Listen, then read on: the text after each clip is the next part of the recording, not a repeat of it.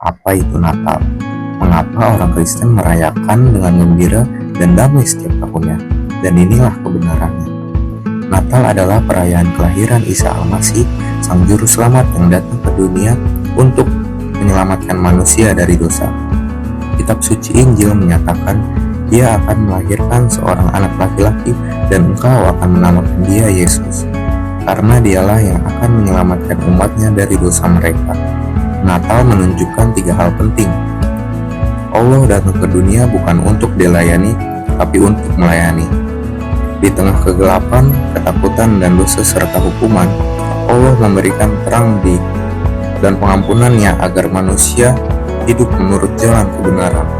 Ia mati dan bangkit bagi manusia, sehingga kita yang berdosa mendapatkan kesempatan kembali.